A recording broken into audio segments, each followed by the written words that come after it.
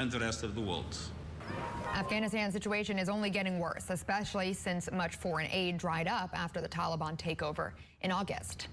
125,000 people were evacuated in the final days of the U.S.-led coalition's withdrawal from Afghanistan, and that includes Afghan interpreters and their families, fleeing in fear of reprisals from the Taliban, and many are in line for resettlement here in the U.S.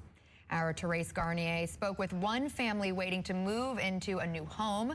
Therese, tell us more about it. Well, as you stated earlier, there's thousands of Afghan refugees who are waiting to find their new home across the U.S., and I had the opportunity of speaking to a family in New Jersey as they explained to me their journey in a new country with very diverse cultures. It's really confusing for us right now, the process, situation, living in United States, everything.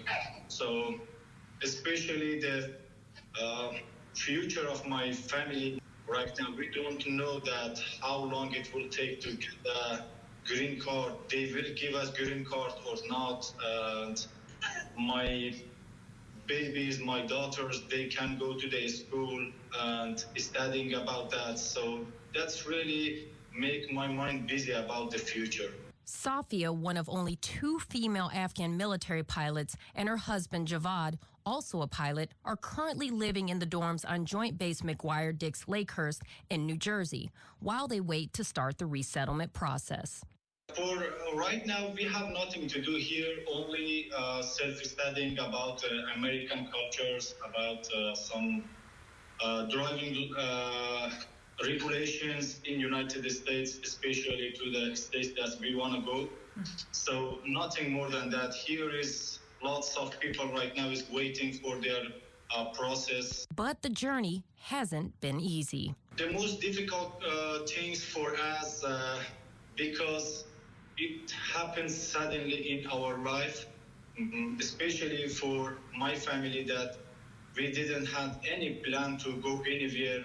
The pilot couple wanted to stay in Afghanistan, but as tensions between the Taliban and ISIS-K began to flare up, they had to make a life-altering decision: stay there with family and possibly be killed for assisting Americans, or relocate to another country.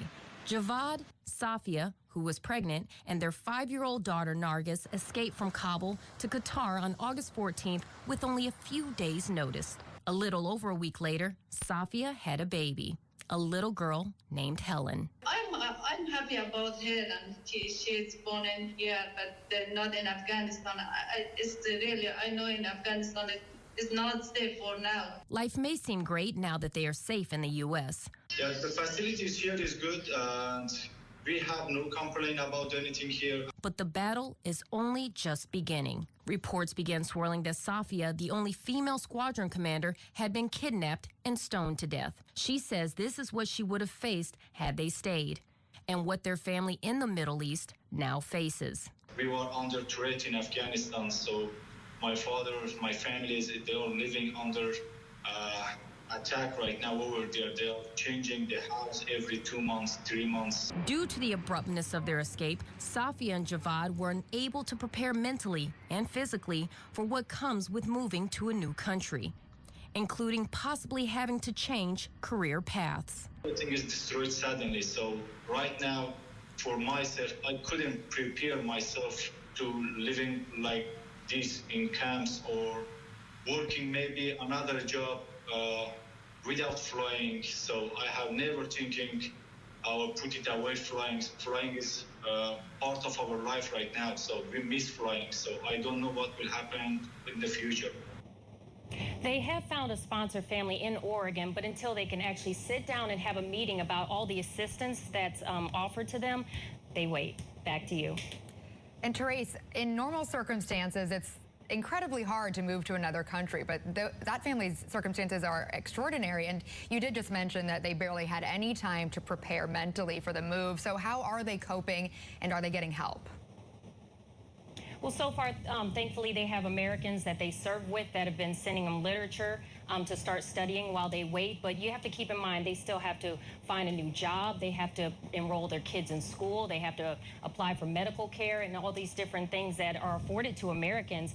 And not to mention, they have their family who's in danger in Afghanistan, and there's a pandemic going on. So that's just multiple layers of difficulty that they're going through. But they're taking it on very strongly, and I look forward to seeing what they have going on for them in the future once they're with their sponsor family. And looking from a broader lens, how many Afghan refugees are already here in the United States? Well, the Pentagon spokesman said that there's 52,000 currently at different bases across the U.S. Out of that number, 9,400 are at Fort Dix, where SAFIA and GIOVANNI are now currently staying. Back to you. Well, thank you for bringing us their story, a story that a lot of people are probably experiencing. I appreciate that, and keeping us updated on the effort to resettle. Therese Garnier there. Now, blustery winds have fueled